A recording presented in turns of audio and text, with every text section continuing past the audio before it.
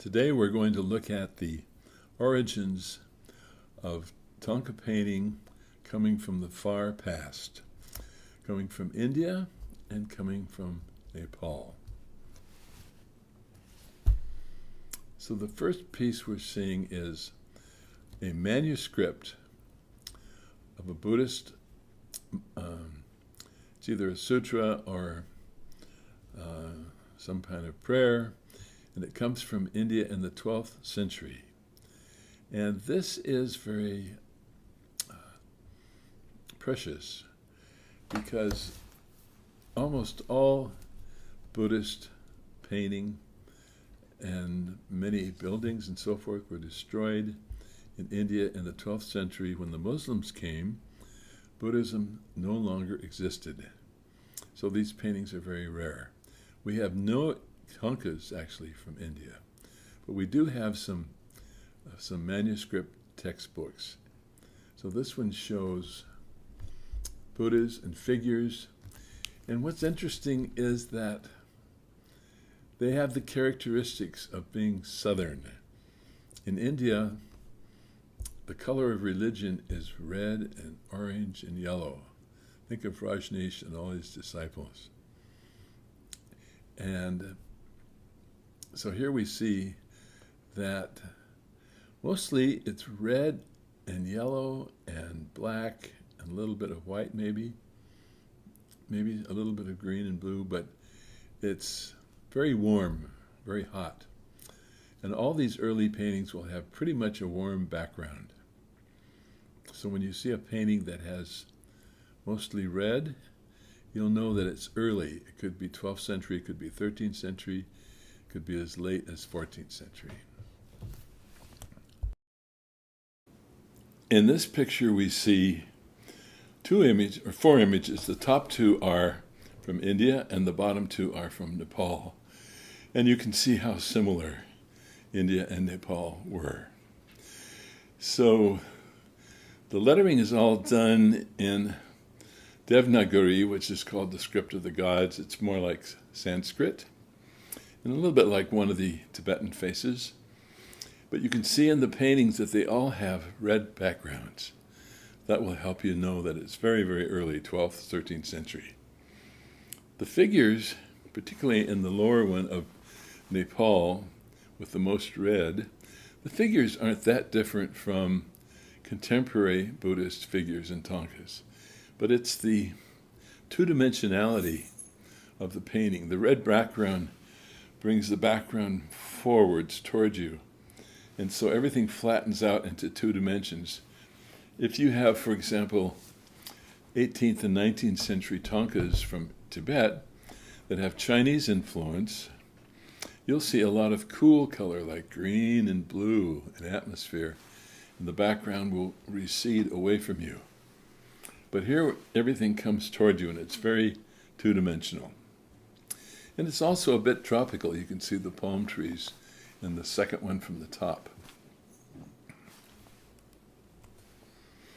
Here we see Prajna Paramita. And Prajna Paramita is actually a Buddhist text about emptiness. But this text has a goddess who is emblematic of that wisdom. So her name, Prajna Paramita, is shown here. Here's what she might have looked like. And this is very Indian, even though it was made in Tibet in the 11th and 12th century. So what's Indian about this? Well, look at her clothing. Her skirt has no Chinese flowers. It has nothing Chinese about it. It's totally Indian design. It's come north to Tibet from India. And if you look at her face, the eyes are like Indian eyes, and her breasts. And the whole style is very, very much like what we see in India. But we know it's Tibetan because the script at the bottom is absolutely perfect Uchen Tibetan. Another example by the same artist, we think. This is Dana Paramita. The word Dana means giving or generosity. And we see another goddess who has similar figure, her kind of slightly tilted waist, her breasts, her ornaments, her eyes, her face are very much Indian style. So even though this one has some blue in the background, the blue isn't far away space, it's two-dimensional blue. It's up close, isn't it? You can actually feel like you can touch that blue. It's not deep sky. Another one by the same artist, and he represents the power of faith. And he looks kind of angry. I don't know why he's wrathful. Maybe we'll find out. And he's carrying some kind of a instrument that has a kind of devilish-looking face to it. And he's in a semi-wrathful posture. So here we have the power of faith, but all the formal elements, the colors behind him, the red and the solid blue and so forth, are very typical of Indian style. And this one is not a manuscript. It's probably done on some kind of paper or some kind of, I don't know, fabric. But look at the amount of red and yellow. It's really blazing with the warm colors of India. But here it is, the Buddha, and perhaps it's not the same tigse that we use today. The shape of his head, his top knot, the mudra in his hands. He's doing the teaching mudra, but it's a little askew from what we do today for the teaching mudra. And then his robes are made of sewn pieces of fabric, like little bits of scrap cloth sewn together. And in this case, they look like, kind of like bricks. So now we're going from central Nepal and Tibet far over to the eastern part of Tibet. In this monastery called Dratang, we see a bodhisattva. And if we look at him carefully, we see that, does he look Tibetan? Does he look Indian, Nepalese? My guess is that he looks very much Indian. He's wearing a kind of turban above his crown, a cloth turban, and all the flowers and the decorations, his earrings, the jewelry, are all very Indian. Another one from Dratang, and it's similar. All the decoration, the patterns on the fabric are very Indian. They're very solar. There's flowers, but they're not lotuses. They're like sunflowers. They have a radius quality. And interesting, the eyes. The eye on the left, which would be the right eye of the bodhisattva, sticks out a little bit from the rest of the face. Sometimes we'll see them much exaggerated, sticking out. Now, at the same time that we have this influence from India, we're also getting some influence in Dratang from further away, further east. Now we're getting influence from the Silk Road. And there's some Chinese and Mongolian and other influences in this painting, which we didn't see in the last view. So if you look carefully at the Buddha, he's surrounded by many, many beings, and some of them look quite Chinese, and some of them may be even Mongolian looking, but they don't look like contemporary Chinese paintings, and there's certainly no Indian or Nepalese influence here. In Ladakh, there is a monastery called Alchi, which is very famous, and Alchi is 2 stories high, and they built an enormous Manjushri sculpture, and it's so tall that they had to cut a hole through the 2nd floor to allow the sculpture to go up the full height of the 2 stories. So when you enter, you can only see his legs and torso, and then from the top you can see the rest of him. But if we look carefully at his skirt, there's a lot of figures there. And if we zoom in on those figures, we see a geometric pattern of squares, red and blue, and then a lot of figures. And these figures look Indian. And there's some texts that say that the monks in the Alchi monastery in Ladakh had enough money to hire Kashmiri artists to come from India across the mountains and paint this part of that sculpture. And there's no absolute documentation on this, but to me it feels true that these are Indian figures painted by Indian artists. And that's extremely rare, because otherwise we have no Indian Buddhist painting except for the caves at Ajanta and Ellora. Here's another one from Alchi, and it's a wonderful green Tara. And if you look at her closely, you can see that her skin, although it's green, if you get close, you can see that it's dot shaded. And she has 6 arms. She's a special form of green Tara. And she's seated in a circle, almost like a mandala, and surrounded by wonderful ornamental things that are not, they're everything but Chinese. They're not Chinese, they can be Indian, they could be Nepalese, and they might even be Tibetan. Now let's look a bit closer. You can see how her right eye is sticking out to the left. The eyes don't just stay in the face. And she's quite beautiful in maybe a strange way.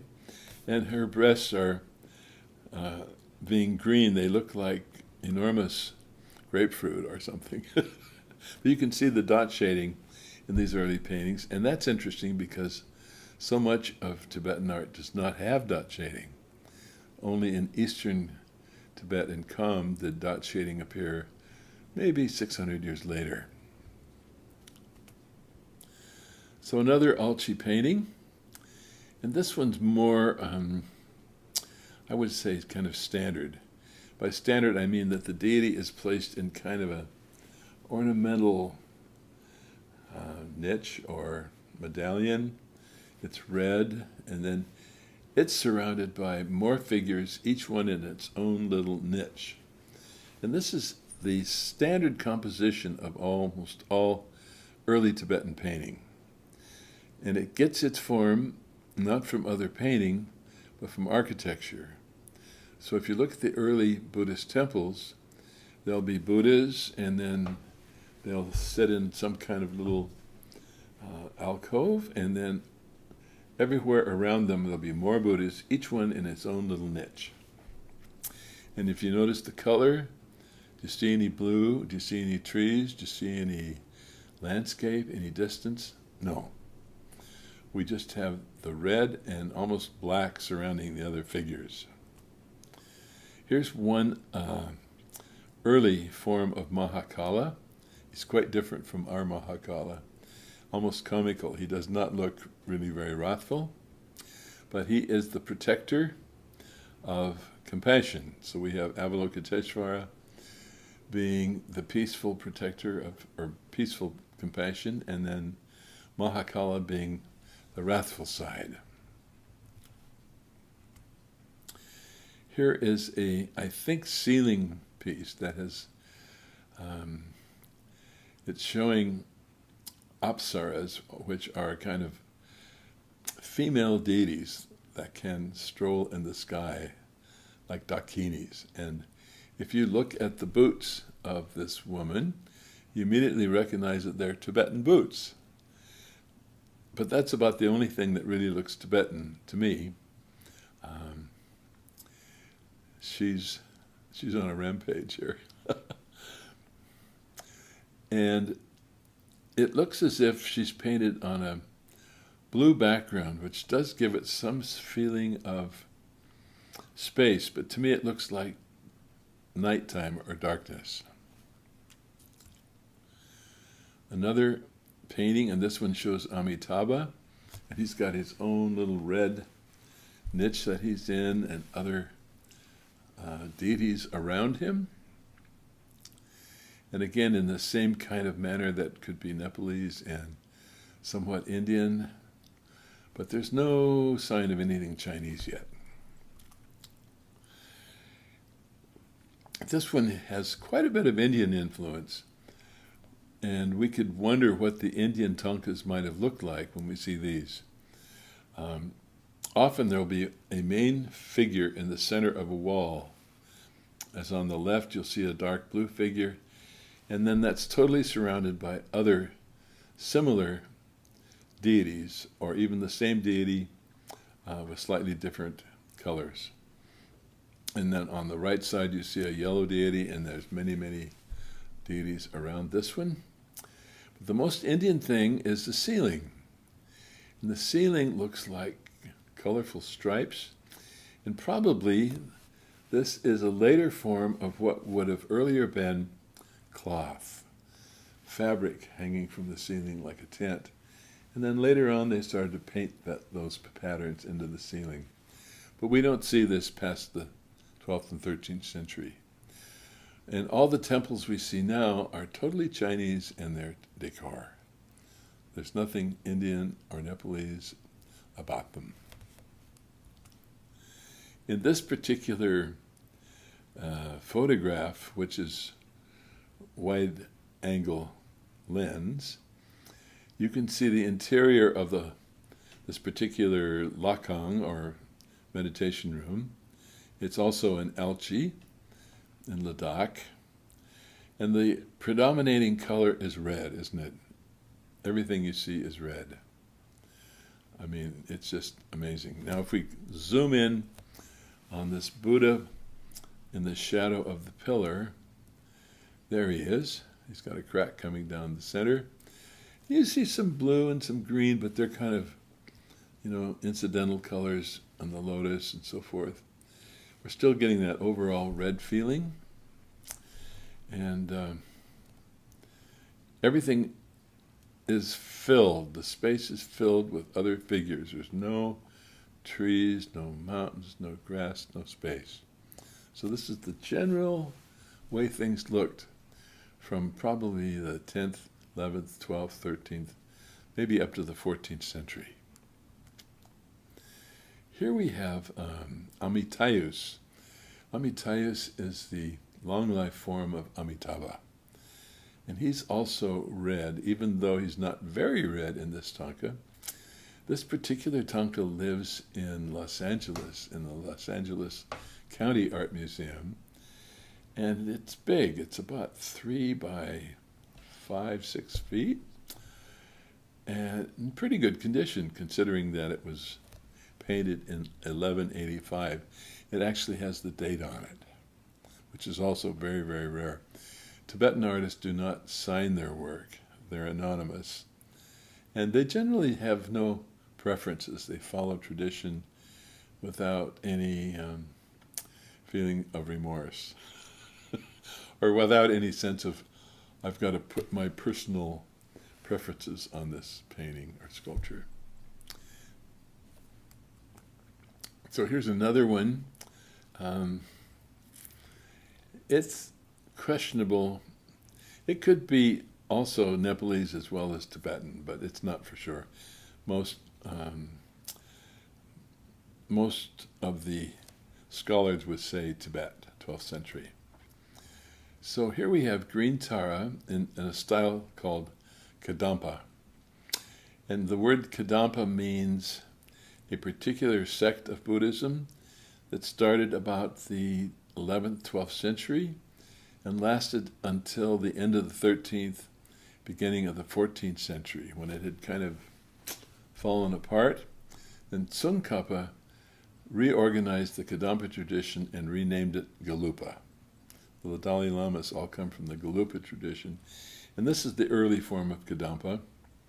This is 12th century, and we see Green Tara sitting there, and her figure is very accurate. It's very human, and she looks almost like a Green Tara would today. But the colors and the background around her, these hot red, yellow colors, and I think these sort of spiky-looking things above her head may be symbols of mountains, very vertical. And then there's lots of figures, but the overall coloring is evidently red and green and yellow. And here's a Buddha in that same kind of style, Kadampa style. We don't see much color other than red and yellow and black, right? But he's a very, very fine Buddha, totally surrounded by architectural elements. And this is a Ratnasambhava, similar style, but the color here is somewhat different, isn't it? So we're seeing maybe a little more blue, the greens are more pronounced, but there's no landscape or sense of space. So Ratnasambhava is one of the 5 Dhyani Buddhas, or Jinas. And why he is in Bodhisattva clothing, I'm not sure, because he's a Buddha. But sometimes Buddhas in an activity emanation will take on the Bodhisattva garments and jewels and all the decorations. So in this case, I don't know why he's wearing those clothes as a Buddha, but here he is.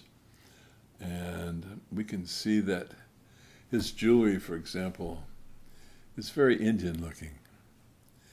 And the stripes in his skirt are very Indian looking. So, Ratnasambhava is the green Buddha. Oh, I'm sorry, not green. Ratnasambhava is the yellow Buddha, and he's not very yellow. But the word Ratna means jewels and wealth and abundance. So if you want to be abundant, you can pray to Ratnasambhava. Oh, and here we have one of the most lovely Taras of all time. Green Tara seated on some kind of a throne with her right foot on a special cushion, and she's in some kind of a niche that's all red, and there are wonderful mythical animals surrounding her, both to the right and the left, and also above her. And then there's something like a jungle of tropical trees and 3 stupas at the top, and some more beasties on the side. And even at the very bottom of her pedestal, there are some grinning animals. And although they suggest that it could be Tibet, I feel that she's really Nepalese because of the tropical quality of the garden behind her. This is another Nepalese painting, and sometimes we see Nepalese paintings as being not exactly primitive, but a little starker in their kind of geometric form. And here we see Vajrasattva and his partner, his, I guess you could say, wife, and they're not in yab yum posture as we would usually expect to see a couple. Yab yum means father, mother, and it's usually a sexual posture. So here we see them seated side by side in this posture called mithuna, which means it's loving couple. It's a man and his wife, a king and his queen. They're very at home with each other and very sweet. They're loving each other. Mostly we see this posture in sculpture rather than painting, but it's wonderful here. And I love the striped costumes they're wearing. It's very beautiful. But again, predominance of red, no landscape, and the rest of the space is filled up with other deities. Another Nepalese one, a medicine Buddha with his blue color. This one might be a little bit not primitive, but maybe a little bit uninformed. Maybe the Tigse wasn't quite right. It doesn't appear like his hand is quite the right size in relation to his face, but it's very charming. It could be called maybe primitive and decorative. So he's seated on a throne with looks like elephants and all kinds of mythical beasts, and above his head are whirls of flame and all kinds of wonderful things, and then many, many little decorative figures all around him and the rest of the painting. This one is not a Tibetan Thangka at all, but a Hindu Thangka. So you can see how close the Hindus and the Tibetans or the Nepalese Buddhists were in their understanding of what a painting should be for religion. So we don't know who this deity is. It could be, I don't know, it's not Shiva. But very similar composition, throne, the color, everything about it. If you didn't know that it was Hindu, you might be convinced that it was not Hindu, but rather Buddhist. And here's another Nepalese one with Chakra Samvara Yabhyam, which is in the sexual posture, and very good shading on the blue figure around the ankles and knees and so forth. This hasn't changed much at all. These figures could be right out of a 20th century painting, but the color, we would never see all that much red. And this is a mandala from Nepal, dated 1376. 1376, yeah. Which is, again, that whole style shown in the mandala kind of painting, mostly red, but filled with many, many deities all around the edge. I once had a picture puzzle with this print on it, and it was quite difficult because the four corners were so similar that we had quite a difficult time putting it together. This is also not a Tibetan Buddhist Thangka, but from the other religion from Tibet, the primordial shamanistic religion, which is called Burn. So a person who's Burn would be called a Bunpo, man of Burn. So a Bunpo deity. And the Burn religion eventually took on a kind of parallel style to Buddhism. And everything they did was kind of like a backwards reflection of Buddhism, where the Buddhists would circumambulate clockwise, the Bunpos would circumambulate counterclockwise. And they were also known for black magic as well as white magic. So if I were Milarepa and I wanted to learn powers of creating storms to gain vengeance for my mother for all the evil that had happened to her, I would go to a Bunpo sorcerer and ask for black magic. And that's what Milarepa did before he could create the storms that killed his aunt and uncle. And he only did that to please his mother. She made him promise. So when he was 21, he would do that, and he did. So then he had to go on to Marpa to get purified, and Marpa spent 5 years purifying him. So this is a wall fragment, and I think it comes from some part of Tibet that's way over near the Silk Road. And there's some Muslim influence here, the gentleman with the turbans in the lower part. And at the top are some strange Naga kind of figures floating in the sky. And there's a stupa over here on the right side, and all these people praying. And what's interesting about this painting is that the structure of all those little niches is gone. Suddenly there's free space, and the figures are all kind of floating in the space, but not in architectural niches like we've been seeing. So this either may be a movement out of that or an influence from more Eastern or Western traditions like Muslim painting. And here's a medicine Buddha from the 15th century in Western Tibet. And in these paintings, the far western Tibet is also near the Silk Road, and you can almost see this painting as if it were a carpet. The colors are, it's different. The blue and the red, there's no walls between the figures. It's got a different feeling. And I always get this sense of carpet. And here's another one.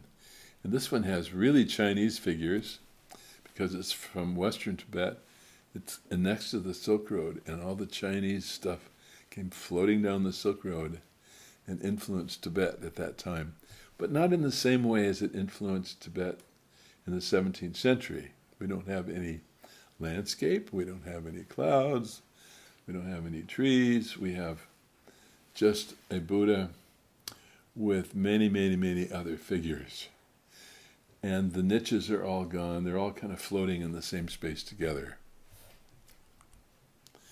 Another Mahakala, and this is from Ngor Monastery, which is the southernmost one in Tibet. And the Ngor Monastery, at this time, you can see again the Mahakala. He looks a bit more like a teddy bear than a wrathful deity. So the Sakya lamas, who are from Ngor Monastery, started painting pictures of their lamas and great teachers, and sometimes these portraits would show up with 4 different teachers in the same painting. So they're not exactly in niches, but they're closely connected, and they've got little arches around them, don't they? But there's a shift also in the color. Instead of being all red, this one's got a blue background. So things by the 15th century are starting to slowly move. Here's another Thangka from Ngor Monastery, and it shows 2 Sakya lamas. This is a wonderful painting. I've actually had a chance to see it in person. It has this jewel-like quality, like it's set in precious stones. It's just really beautiful. So we see these 2 lamas, 2 Sakya lamas, and they're surrounded by other figures at the bottom and the top and the sides. But it has quite a different feeling than some of the earlier paintings. It has, in addition to the jewel-like quality, it feels like the color is getting more balance. It's not just so much red, there's more blue and green and white and so forth. So we can feel that there's a slight change happening. And here's another one from the Sakya tradition, an abbot, also from Ngor Monastery. And this is 16th century, so we're getting up there. And it's a little bit, there's one thing that could be Chinese influence, and that is his throne, instead of just being straight, is actually, it shows a hexagonal quality, the flatness on the corners going up. And that's maybe the first time we've seen that. And there's more green and blue. His body nimbus is green and blue, and his halo is blue. So we're beginning to see some shift. Another one from Ngor Monastery, similar. And this one has a blue background. Lots of red around him and the other figures. But you can begin to see and feel that there's space interconnecting these figures. They're not all just sitting in little rectangles or cubicles and so forth. And from Ngor Monastery, which is really famous, more famous for its mandalas than anything else, is this Jana Dakini mandala, 14th, 15th century, which is really splendid and beautiful and incredibly meticulous. Here's a magnified corner of that mandala, and you can see how much work and shading and line drawing and so forth has gone into this magnificent painting. Here's another mandala from Ngor. And this one's maybe looking into the past a little bit just from the huge amount of red. So that would indicate maybe a little bit earlier than the others. But Chakra Samvara mandala is like an 8-spoked wheel in the center. And this is a particularly beautiful one. Here's another mandala called Vajravali. And it's also a little bit early because it's got that much red. And this one shows 4 mandalas in the same painting.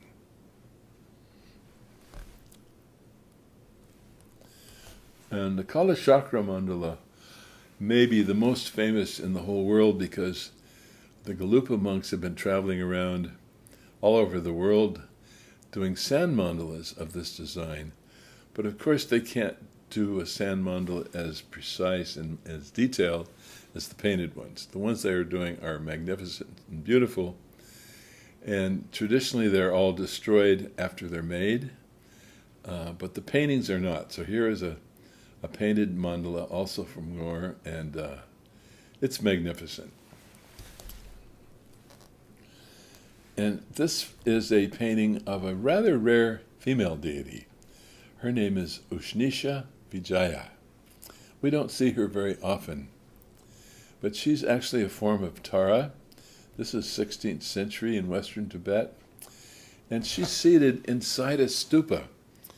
A stupa is a architectural monument symbolizing the body of the Buddha. And she's seated in there with her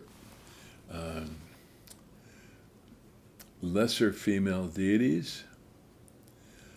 And you can see she's got, I think, 8 arms, and one of them is holding a Buddha in her right hand.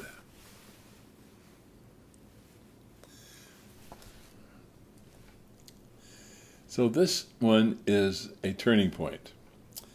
This is also 15th century, and it's Western Tibet. But here, all of a sudden, we see landscape, we see architecture, we see houses, trees, bushes, people. So it's a major breakthrough. And yet it's not Chinese. There's no Chinese symbols here, but it's breaking away from that 2-dimensional pattern with the red background and introducing nature. Big step. And now we're going to Janse, which is a special place in Tibet, in central Tibet. And we're still in the 15th century. But here we find some genuine Chinese influence. If you look at the clouds, there is Chinese symbolism. These are Chinese clouds that curl. We haven't seen that before. And look at the lotus. It's not a sunflower anymore. It's beginning to be a lotus. And then the clouds up here are like the Karmagadri clouds that we're painting today. If you look at Gega Lama and Singye and so forth, they're painting clouds like that in their contemporary Thangkas. The main figure here is Luipa, who was one of the great Mahasiddhas. He probably lived in the 10th century, but he's being painted in the 15th century. And his color is kind of grayish, isn't it? Kind of dark and grayish. That means that he's from India. He's a Mahasiddha from India.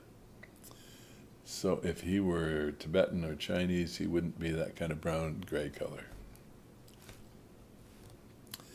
And another painting from Janse, wall painting. We're beginning to see some of this patterning, if you can see in his clothing, kind of swirling vegetable patterns and so forth. we're beginning to see something new developing. And here's another one from Janse, Dharmadhatu Vajisvara. And he's a many-armed deity. I don't know him very well, but we can see that there's Chinese influence in the flowers. Many little details are beginning to show Chinese influence. And now there's a few paintings here which we're not sure about who the author was.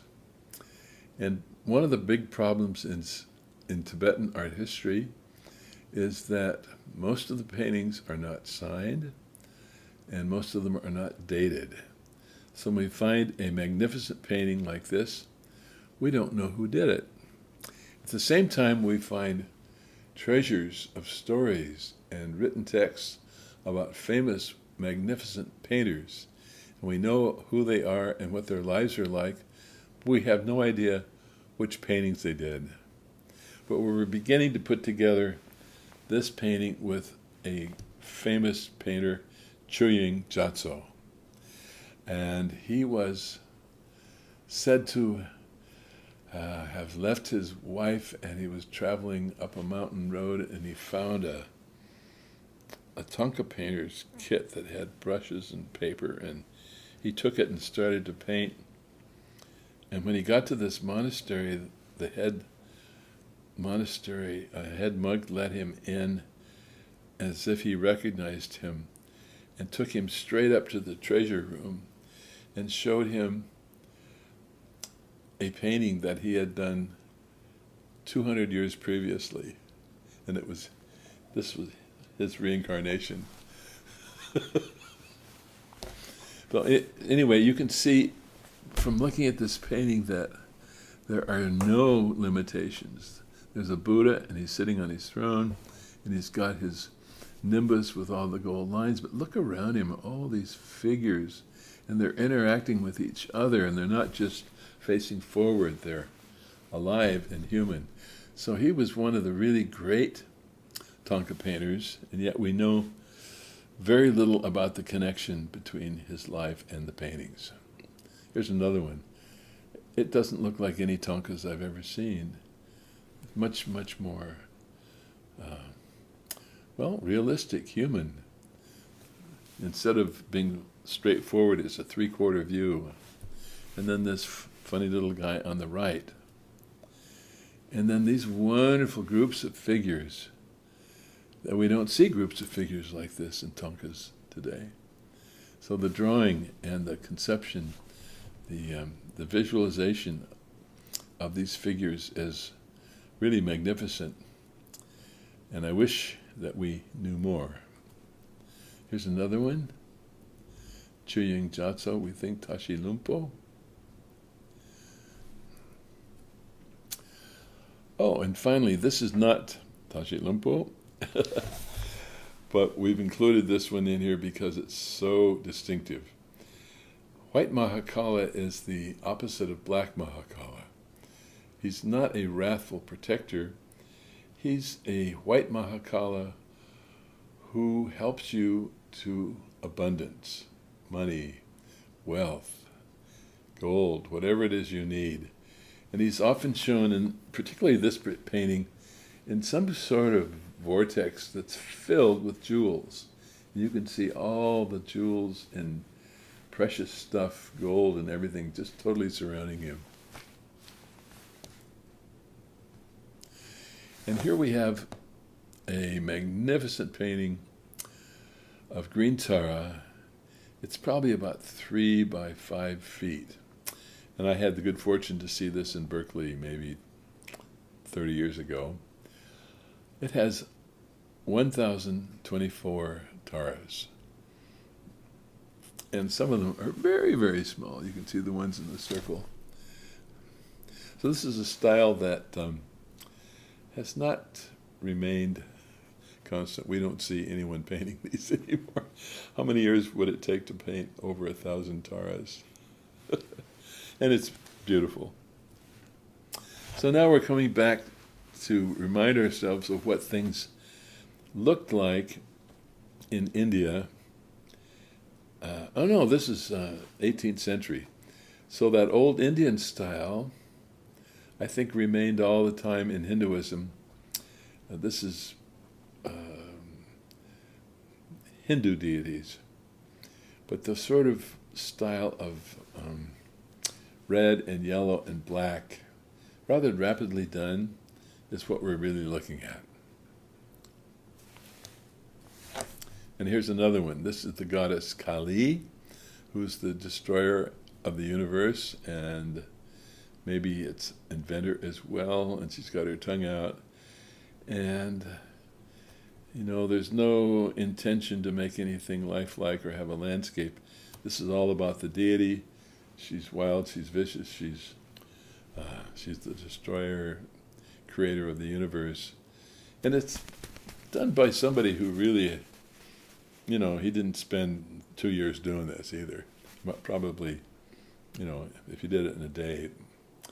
So we've kind of come a complete circle seeing what things look like in India, and they don't seem to have changed much until the present time, except in the far west of India, in the Muslim area, they copied beautiful Persian and Turkish miniatures that are very beautiful, but have nothing to do with the Hindu paintings.